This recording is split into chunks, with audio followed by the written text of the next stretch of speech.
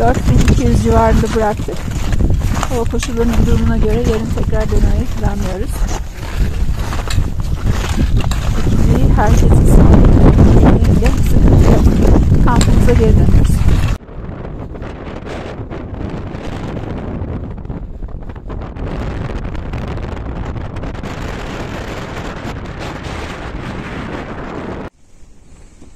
Evet.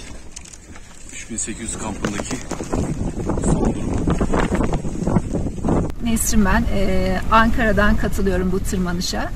Niyetimiz 8 Mart Dünya Kadınlar Günü'nü Türkiye'nin çatısı olan Ağrı'da kutlayabilmekti. Ama hava muhalefeti nedeniyle yaklaşık 4300 metreler civarından dönmek zorunda kaldık ve çadırlarımıza sığındık.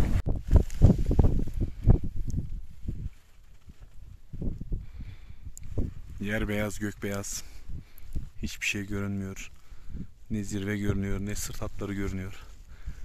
Kamp hattı da şu an böyle.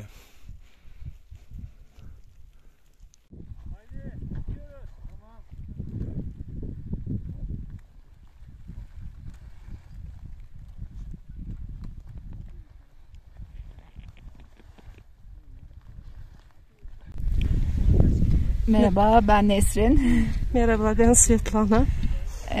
Ağrı'da kış zirve tırmanışı için başladığımız yolculuğumuz dün 4300 metreden dönmemizle sonuçlandı.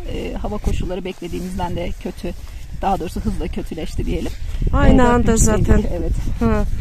Ben de patika aynı anda kapanınca kendime karar verdim.